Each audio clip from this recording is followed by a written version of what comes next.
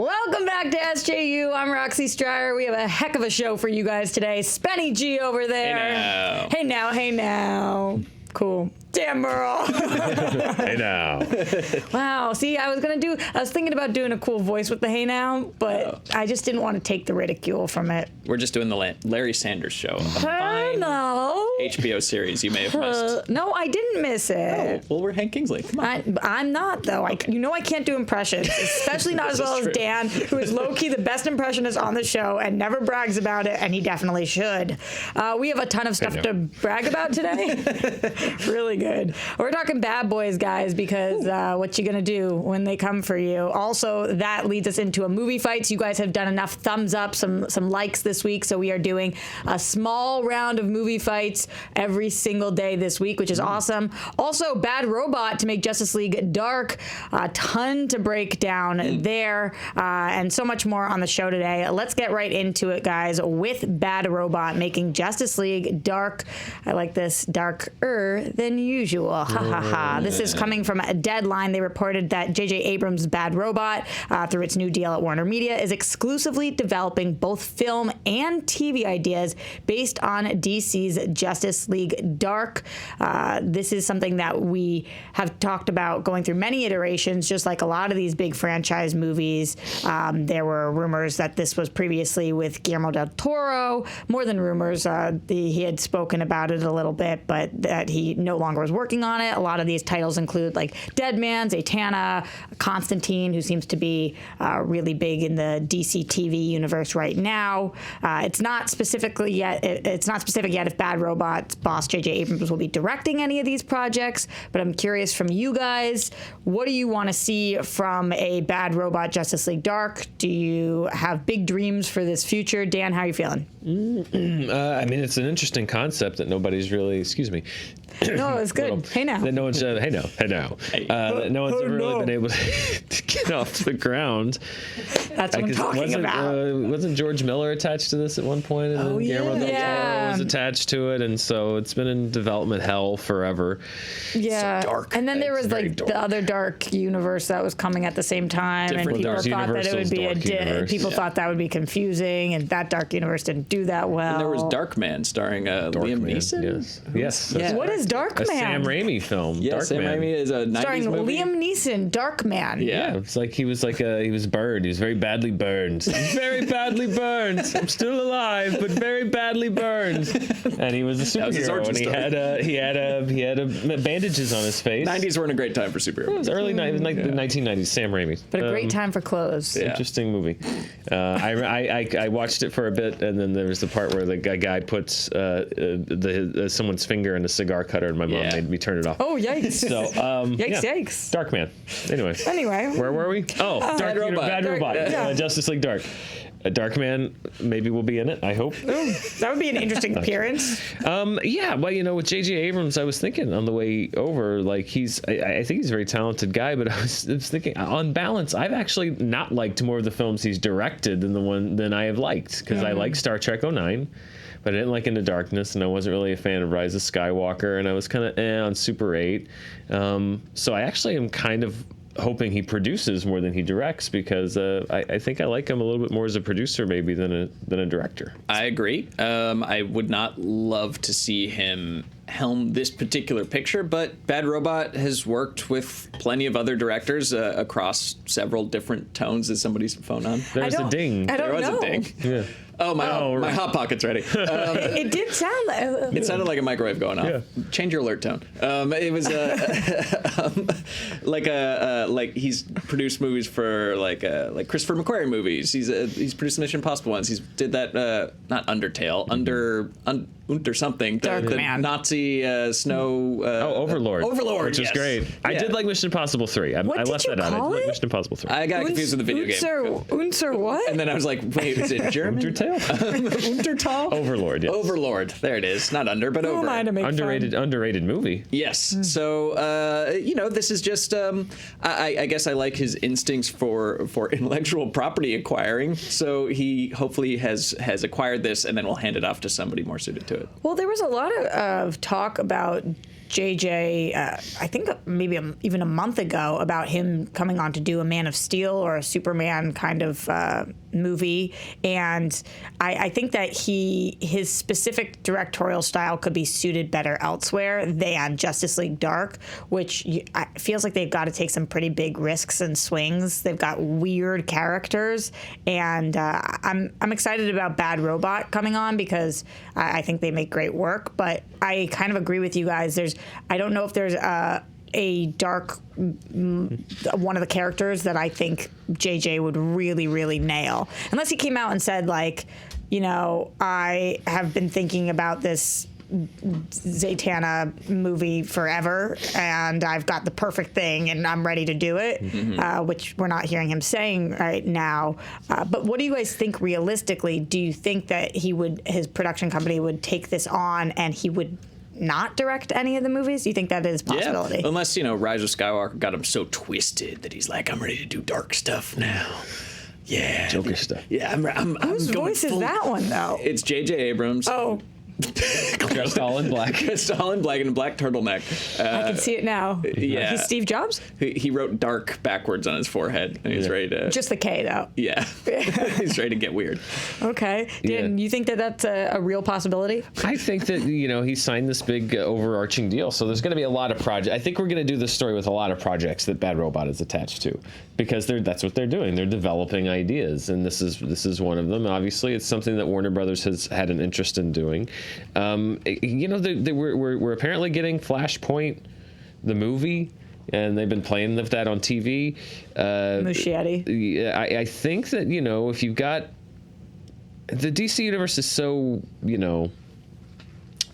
malleable. I think you could combine, even the idea of, getting Keanu and bring him in, and then to do Constantine again. Even though that movie was not a hit, that was many, many years ago. Keanu's in a different place career-wise. Bring him in for a movie, Constantine movie, or a TV series? For a movie. Bring him in for a movie, and then with Swamp Thing, they pulled the plug on the show, but it seemed like people liked the take on it, and it's not just because Derek Mears is an awesome dude, and I love to see him get to keep playing Swamp Thing, but, bring in that Swamp Thing. Bring in Keanu Reeves. You've got almost a limitless, far more flexibility than the Marvel universe as far as who you can bring in and what versions of characters you can bring in, because the fan base is already used to that sort of thing.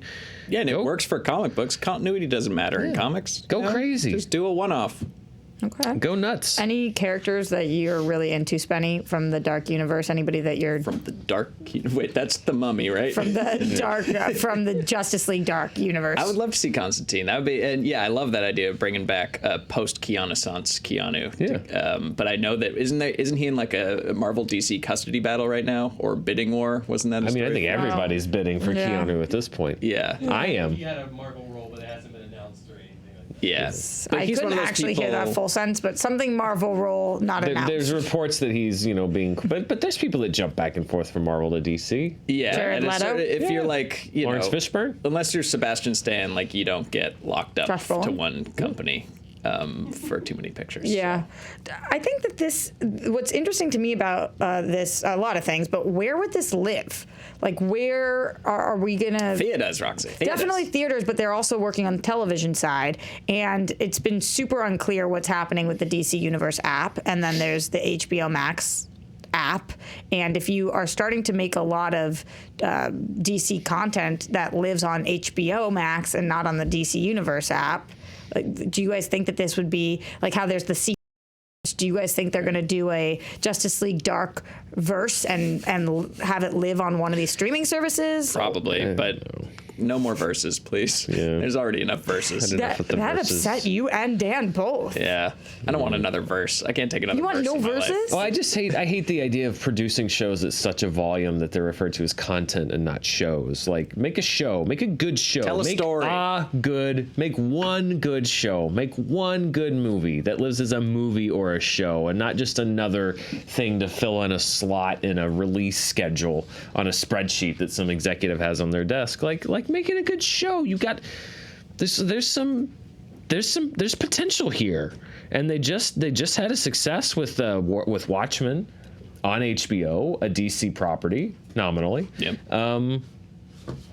think outside the box. Don't just fill in a date. Like, do something cool.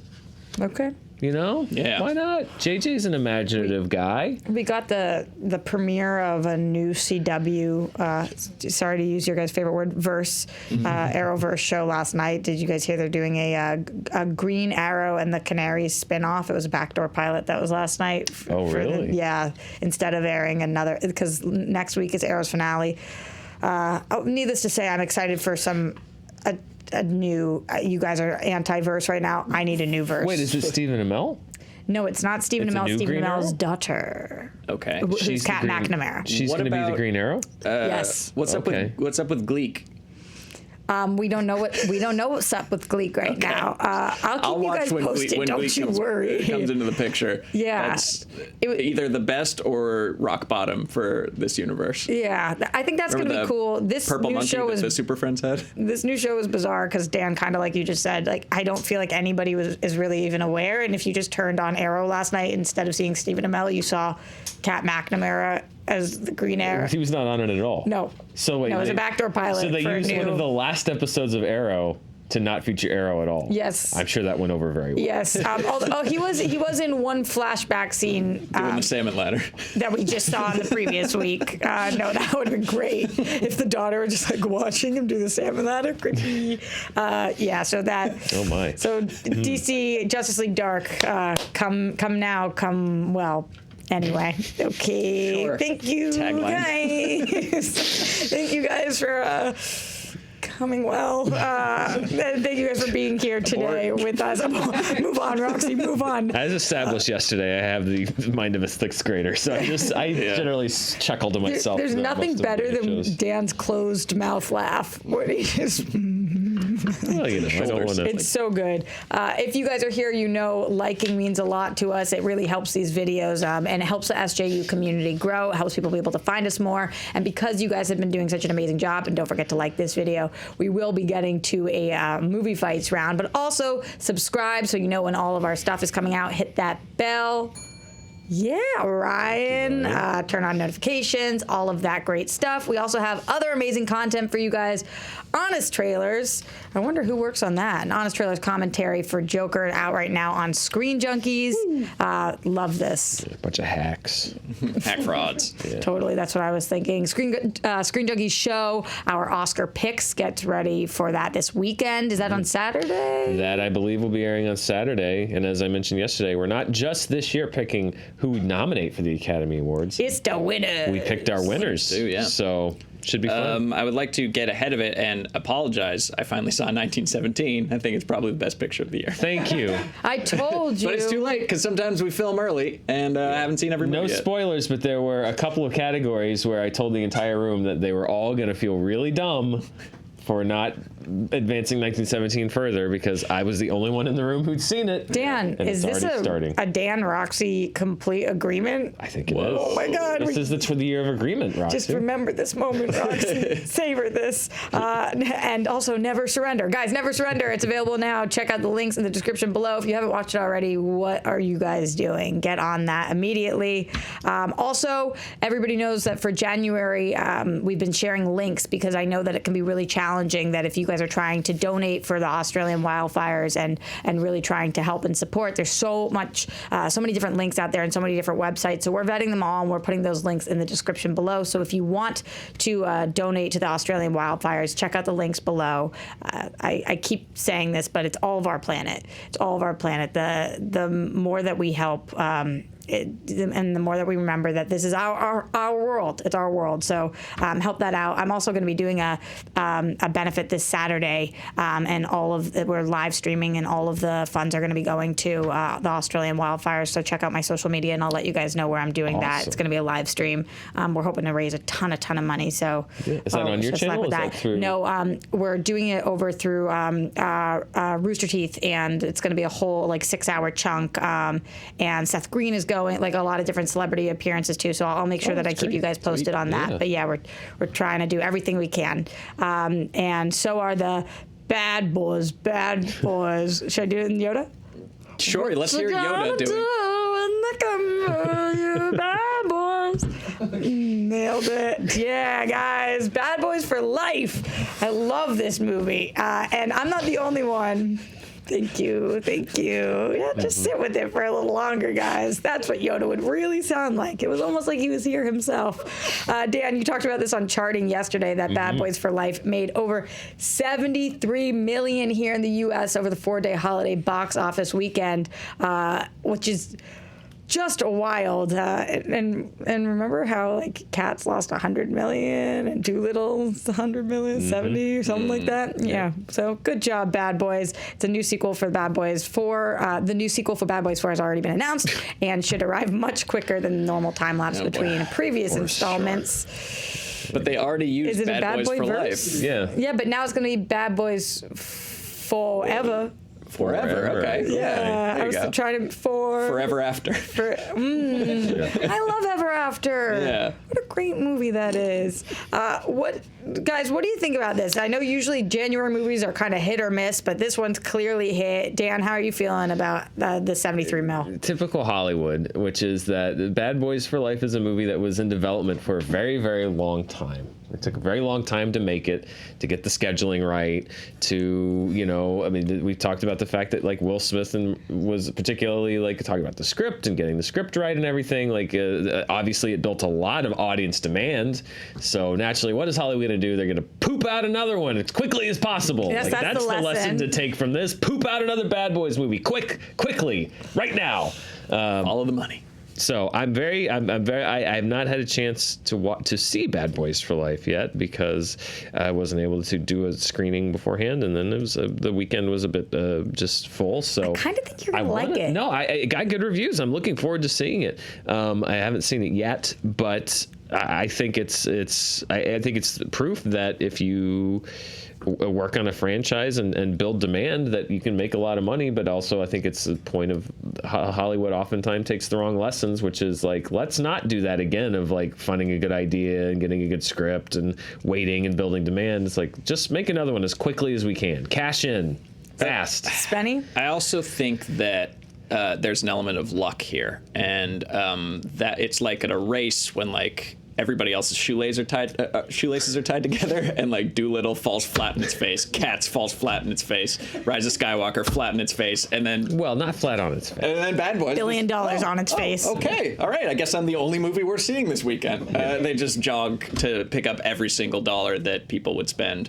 going out to the movies over a holiday weekend. Is it smart if you have a movie and it's Bad Boys for Life, and you guys look at it and you think it really might be good? Is it smart to put it in January because of the lack of competition around it? I mean, up until about 5 years ago, the answer was no, because there's a stigma to coming out of January. But now, doesn't matter. Sometimes it can be advantageous, yeah.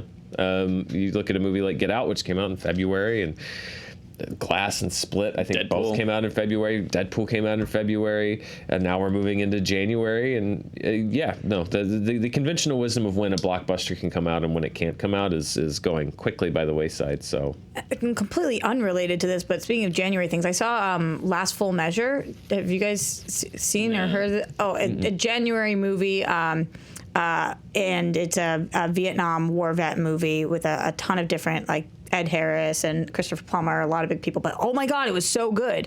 And it made me remember that like January movies can be awesome, and especially some of the ones that don't get huge releases. So go to the movie theaters in January regardless and go see Bad Boys for Life. But don't do that until you watch this next part, guys, because we got a movie fights round coming at us. Ooh. All right, guys, the question today. Oh, the bell. Got the bell and everything. How'd you know that? I can hear it a little bit through the headphones. Yeah, we have some down headphones down. Uh-oh.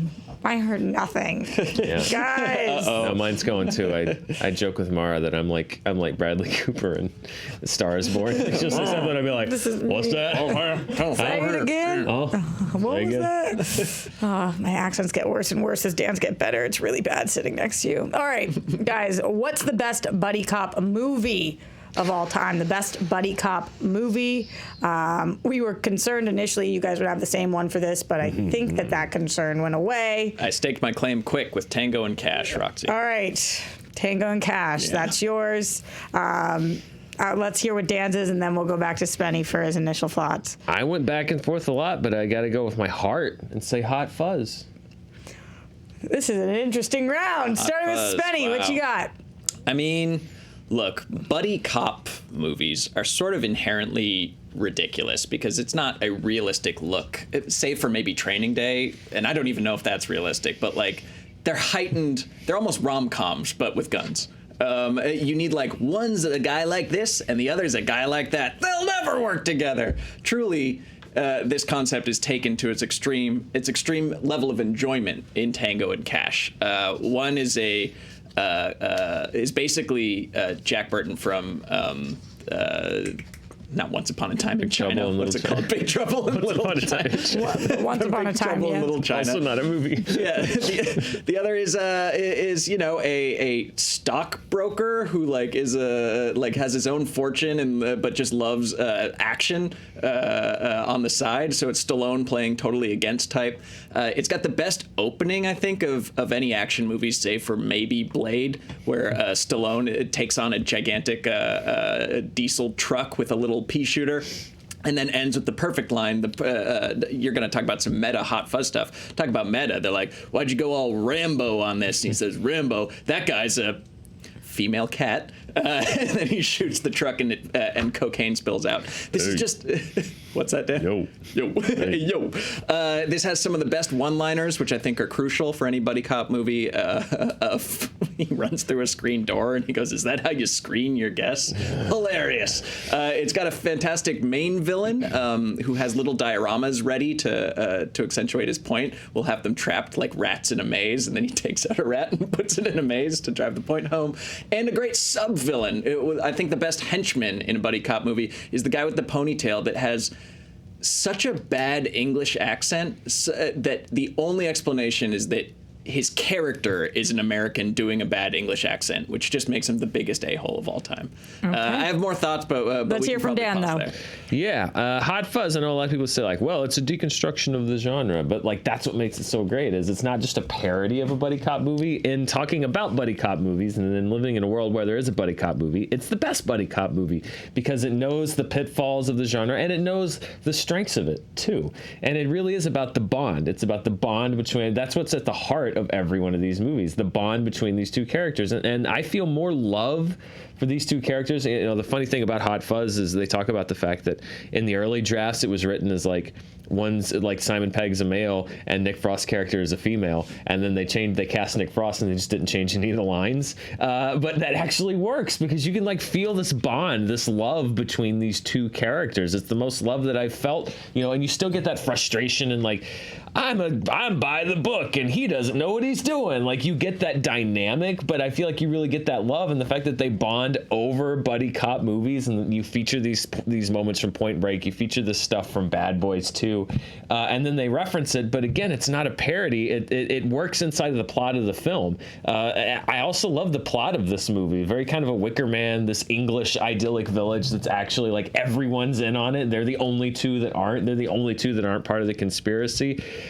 We would talk about villains. Timothy Dalton as the bad guy in this movie. Oh my God, he's so good in this movie. The wordplay that he has of just like, you know, these little very snide, you know, I'm a killer, but I'm not a killer. It's like, well, I just take your head right off your neck, you know, like it's so good. It's able to take the great things about movies like Tango and Cash and use them, but also at the same time inject, I think, a little actual heart. Whereas Tango and Cash, even by that time, was still kind of a imitation of a lot of movies in a way that I don't think Hot Fuzz is. Hot Fuzz is a commentary, but I think it also works better on its own. I think it wasn't an imitation, it was a perfection.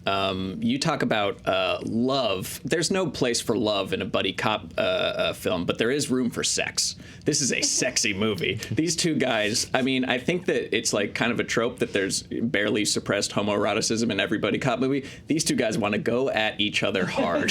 They are taking showers together. They're constantly making dick jokes. The love interest, Terry Hatcher, God bless her. I mean, I think it's a requirement that you have to be held at gunpoint and be a hostage at some point if you're a woman in a buddy cop movie. But she's a stripper who instead of stripping, does drum solos on stage for guys. She starts taking her clothes off, but then stops to play the drums. So this is a movie that has no interest in its female love interest. It's only the two guys going after each other. It ends with them clasping hands together, she says something like, why don't you guys just go work together already, as if to say, why don't you guys go get a room already. It ends with a freeze frame of them holding hands. I mean, this is a sex-filled movie, tango plus cash plus butts all the time.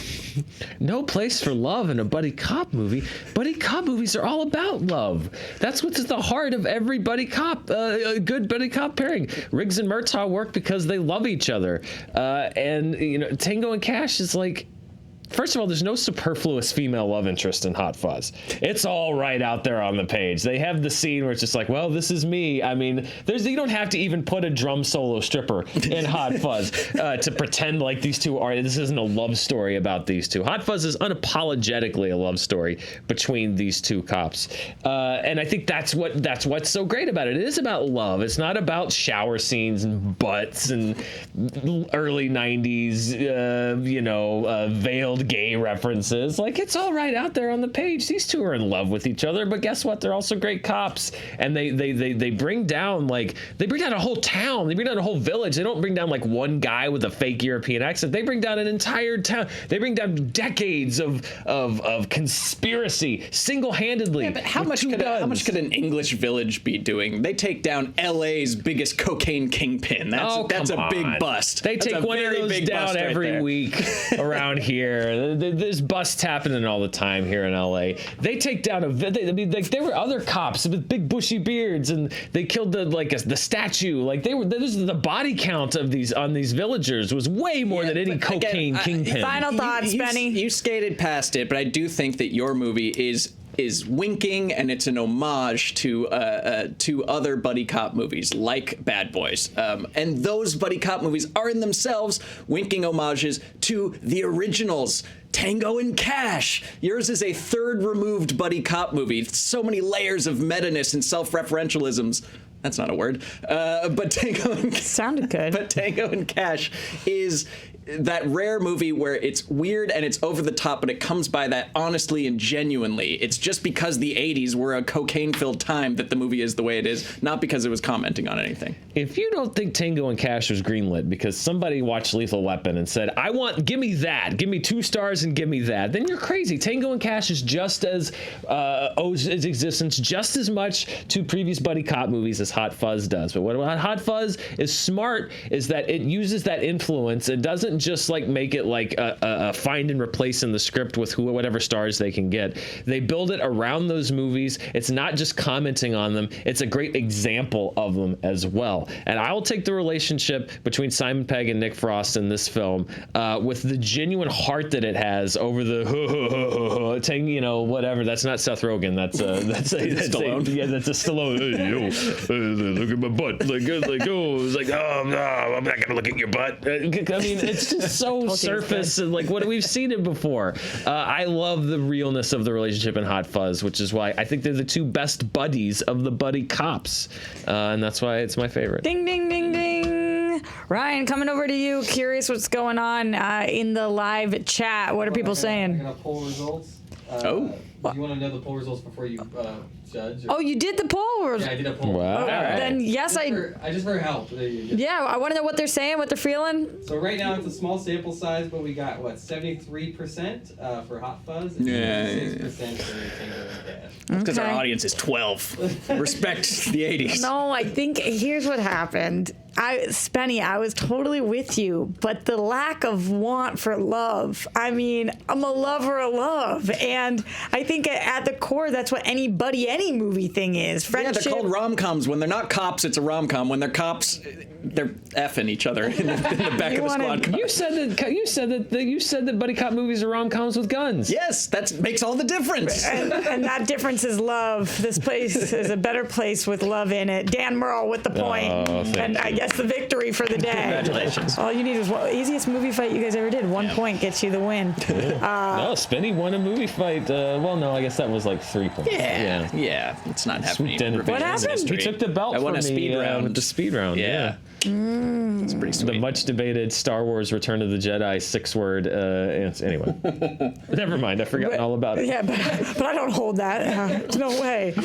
Thank you guys for putting yourselves out there. Thanks for them likes. And showing your true colors. Those likes coming. Yeah. So we're going to be doing another one of those tomorrow, presumably, and the next day as well. Yes. I looked I over won't at be here Ryan. on Friday, though. Someone else will have to sit in for me on Friday. But I'm here on Friday. What are we going to do? It's so sad. There's actually a lot sadder things going on in the world right now. Terry Jones, guys, we wanted to make sure that we remembered him today. As at the age of 77, he did pass away. And he'd been suffering from dementia for quite a bit of time, from a rare form of it. And his agent said that he died Tuesday evening. And in the statement, his family said that he died after a long, extremely brave, but always good-humored battle with a rare form of dementia.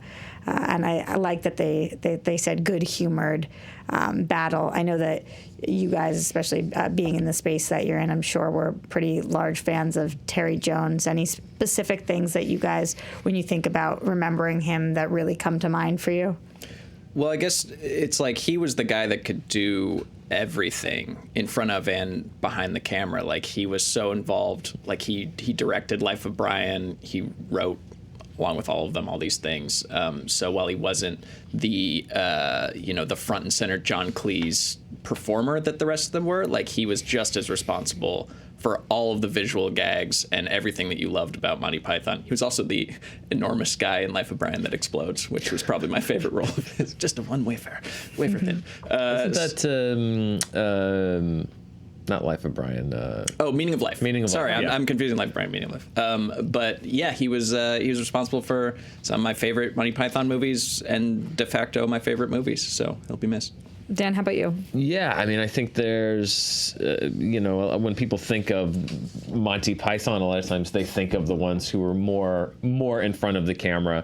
And while Terry Jones he was not, like Cleese, Palin, Idol, like those were the faces that you saw, I think, more than anyone, or certainly the ones that then would spin off on their own and do their stuff. So I think a lot of people would associate those faces with Monty Python the most. But yeah, I mean, behind the camera, directing and writing, and there's so much to the legacy of that group. And he was obviously a key member and a key component of that group.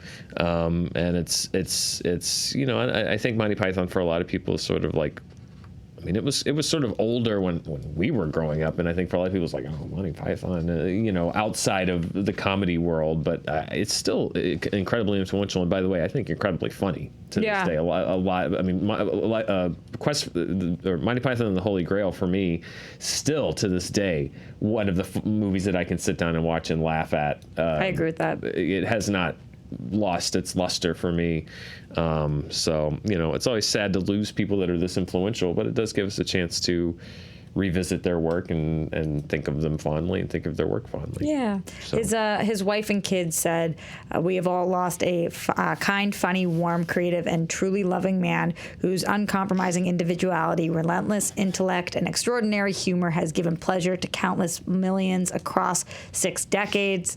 And then they went on to say his work with Monty Python, his books, films, television programs, poems, and other work will live on forever, a fitting legacy to a true polymath, they said. And then I know that you said you saw a tweet. Well, in true Monty Python fashion, John Cleese, I saw tweeted something and it was a very lovely tribute. But then it ended with 2 down, 4 to go, which that's a very Monty Python. Talking about himself, it's gallows humor. But you definitely think though that he's giggling from somewhere, that Terry Jones somehow. But that's exactly the kind of humor that they, is like this sort of like pushing the boundary, but at the same time, you can't help but laugh because it's a lot of times I think the thing that Monty Python that worked was that they knew it was stupid, but endearing because they were giving it everything, and they were made to look. When we talk about punching up and punching down, one of the great things about Monty Python was by making themselves look like idiots. That's what was funny. It was like they weren't necessarily pointing at anyone else and saying they're idiots. They're saying, look how stupid we can act and look how idiotic we can act, and that's what makes it funny, is because they're making themselves look like fools, which in turn is funny to us instead of making fun of other people. And so, a comment like with John Cleese, like 2 down, 4 to go, like obviously a lot of people would say like, oh my God, that's so morbid and that's so mean. And if anyone else had said that, if like, someone else had tweeted down 2 down, 4 to go. Yeah, it's just like, but because he's one of those 4 and he's talking, that he's friendly and friends, it works because the joke is on them. Right. And that's what always makes fun, that I love the most about a lot of comedy, is like things like Monty Python and then Airplane and Naked Gun is like, they're making themselves look like idiots, and that's the fun. That's what's funny. Agreed. Yeah, I think absurdity is one type of humor that will always be funny, and just it's timeless. The absurd is always going to be funny, and they're masters of it. It's pretty amazing to just being able to remember these people that have affected our lives so much by their work. And I will also say that if you are remembering people today and are watching things, this is the 12-year anniversary of the passing of Heath Ledger. And 12 years, I cannot believe 12 years. So tons of people to remember from the past, and the people who have helped where we are today. I mean, even speaking of Heath Ledger, that SAG Award speech from Joaquin Phoenix, he says he's just on his shoulders. So I'm glad that when we pay respect and remember these people, and it's sad that Terry Jones passed, but I'm glad that we have all of this work to remember him by. So thanks for remembering him with me, guys. And if you guys are in the comments below, maybe you can write some of your favorite moments or things that you remember Terry Jones by. Also, just respond to everything we talked about today. Do you agree with Spenny, or do you agree with Dan on the movie fights? And also, who are you trying to see for Justice League Dark? Which characters do you want? All that great stuff. Thank you guys for joining us here today on SJU. We'll be back tomorrow, and we'll see you guys then. You'll be here tomorrow, Dan? I'll be here tomorrow. Okay. I'll be here tomorrow. You'll be here tomorrow, Spenny? Yeah. Well, in the meantime, where can people keep up with you? Again, oh my God, Spenny! Just knock yourself out safely. Put down a pillow, knock yourself out, and then when you come to, I'll be right here. Don't worry. It's the quickest way to find me. Dan? Yeah. Same for Dan. Honestly, I guess me too. We'll see you guys tomorrow.